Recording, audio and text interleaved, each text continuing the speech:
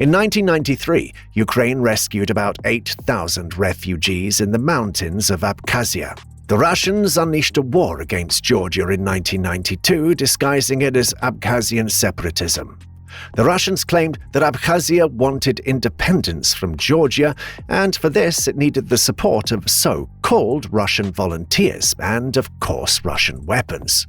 Russia didn't like Georgia's desire to continue on a democratic path, so under the guise of local residents, it invaded the region where almost half of the population was ethnic Georgians. The latter had to flee the war and the ethnic cleansing through a pass in the Svaneti Mountains to reach central Georgia.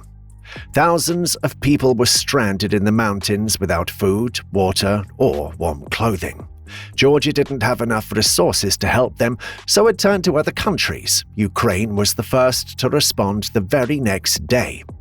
By the way, the UN believed that it would take at least a month to prepare for such an operation, but did people who were literally stuck in the mountains have a whole month to wait?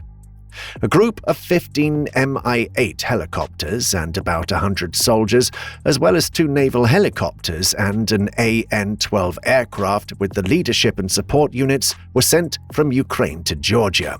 The flight was risky. It was possible to come under enemy air defense. The Ukrainian military coped on their own without the help of other countries or international organizations. It's interesting and sad at the same time that almost no one knew about such an important mission. The command warned the pilots that it was better not to talk about it so as not to irritate the Russians once again. And this is not the only story about Georgia.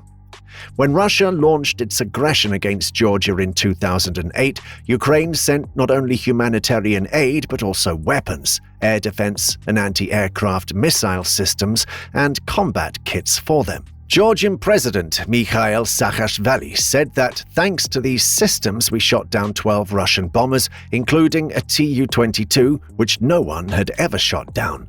President Viktor Yushchenko arrived in Tbilisi a few days after the Russian aggression began. At the time, it was unclear whether the Russians would reach the capital as they were confidently advancing deep into Georgian territory. But the Ukrainian president wanted to support the Georgian people and President Saakashvili. It was a confident step towards political leadership and a powerful diplomatic signal. Yushchenko was joined by the presidents of Poland, Lithuania, Estonia, and the Prime Minister of Latvia. We have come here today to tell you the following words. Georgia is our friend, Georgians are our friends. These are the most difficult times for Georgia. We say that you have the right to freedom, the right to independence. In the end, the Russians ended their so-called operation, forcing peace by recognizing the independence of Abkhazia and North Ossetia, which they themselves had occupied. Just like in 2022, when Russians recognized Ukrainian lands they occupied in 2014 as independent states. Russians have habitually ignored all peace agreements and deals proposed by the European Union, despite they themselves having signed them. At the same time, it had become clear that world leaders are not ready to act boldly in such acute situations. Russia has not been punished for its aggression against an independent country and non-compliance with the agreements. In fact, these events gave Russia carte blanche to continue military operations wherever and whenever it wants. The Russian war in Ukraine is proof of this. The story of the evacuation in the mountains of Svaneti evokes memories of another daring operation by the Ukrainian military. We remember how in 2022, Ukrainians flew by helicopters to Russian-occupied Mariupol to evacuate the severely wounded and deliver vital supplies.